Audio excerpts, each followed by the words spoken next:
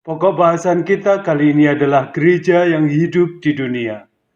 Bahan Alkitab yang dipakai dari Matius 28 ayat 16 sampai 20, Kisah Para Rasul 2 ayat 44 sampai 47, 6 ayat 1 sampai 6, dan 1 Korintus 11 ayat 20 sampai 34.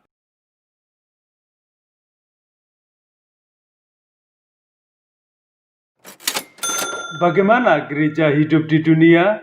Ini berbicara tentang tanggung jawab kita sebagai gereja, bahwa kita harus menjadi gereja yang memberitakan, kemudian gereja yang bersekutu, dan menjadi gereja yang tidak membeda-bedakan.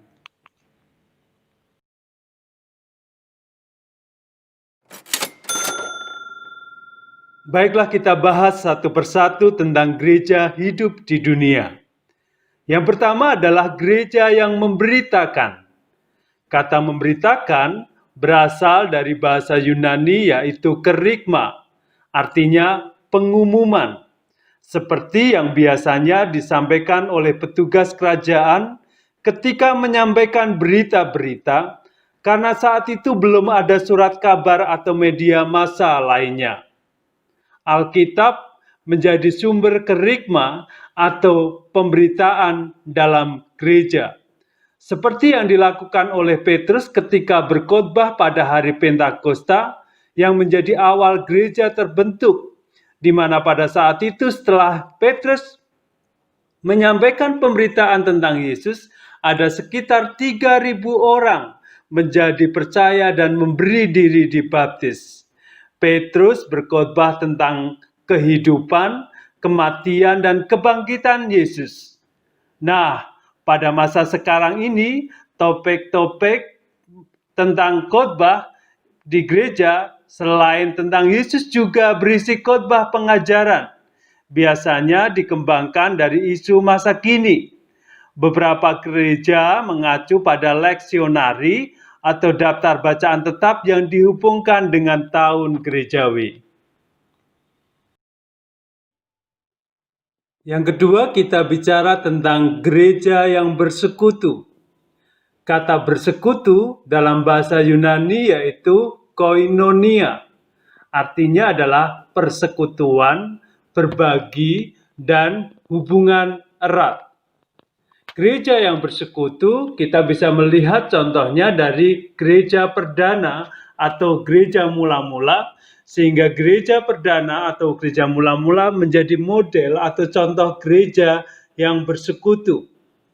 Mereka berkumpul pada hari Minggu untuk memperingati hari kebangkitan Yesus.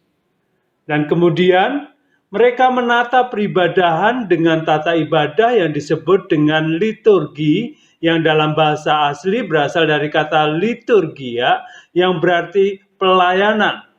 Jadi persekutuan itu juga berkaitan dengan pelayanan kepada orang-orang miskin yang membutuhkan. Kemudian gereja ini menjadi model gereja yang bersekutu, dibuktikan bahwa mereka adalah hidup dalam sebuah persekutuan yang saling berbagi.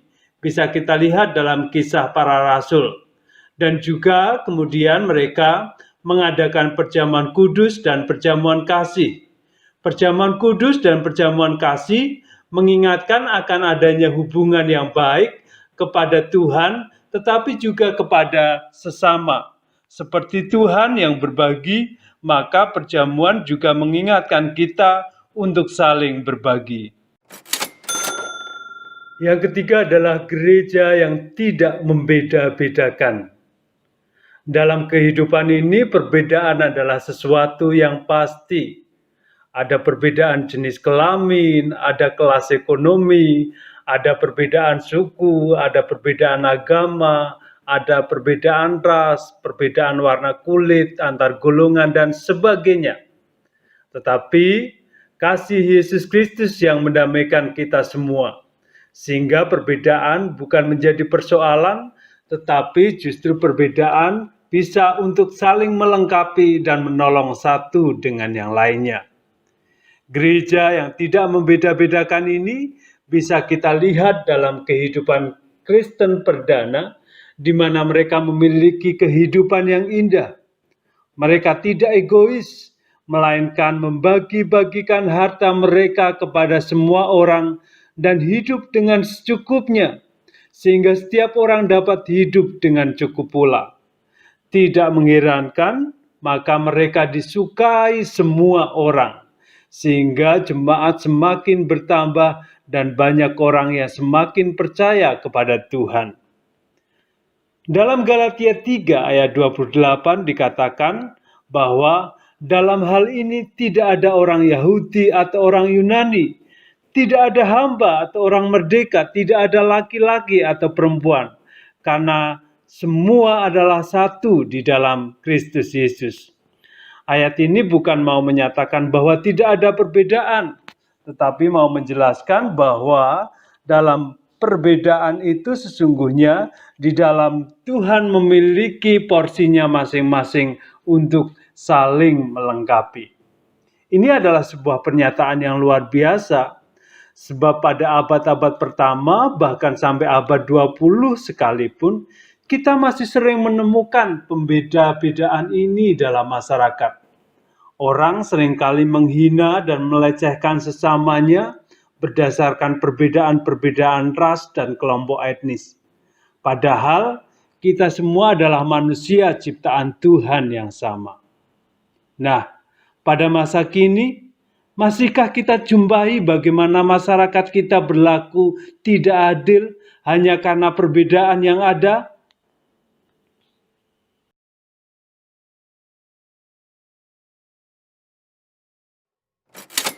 Marilah kita belajar dari seorang tokoh pejuang hak asasi manusia, Martin Luther King Jr.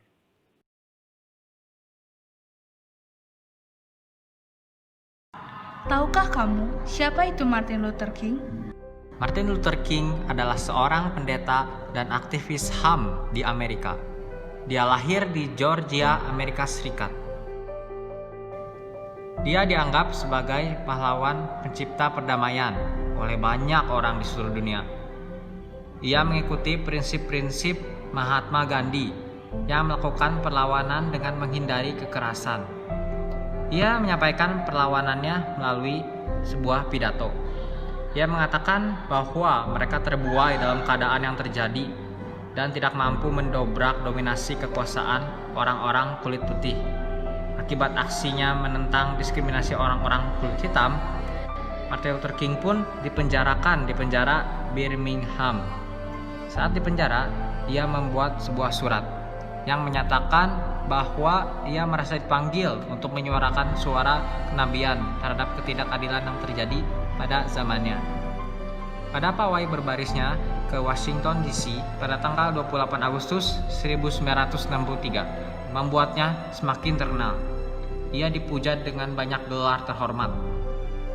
Lalu pada akhirnya ia ditembak hingga meninggal dunia ketika ia melakukan aksi di Memphis pada tanggal 4 April 1968. Guncangan dari kematiannya menyebabkan banyak kerusuhan dan bentrokan di berbagai kota di seluruh Amerika Serikat. 1,5 dekade setelah pembunuhan terhadapnya, Amerika Serikat menetapkan sebuah hari libur untuk memperingati Hari Martin Luther King.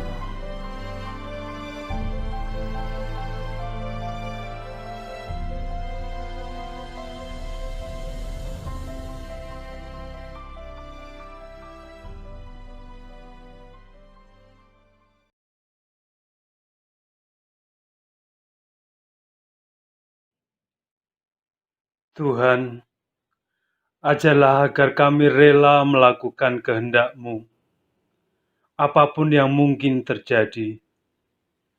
Tambahkanlah jumlah orang-orang yang berkehendak baik dan yang memiliki kepekaan moral. Berikan kami keyakinan yang diperbarui akan prinsip anti kekerasan dan jalan kasih seperti yang diajarkan oleh Kristus. Amin.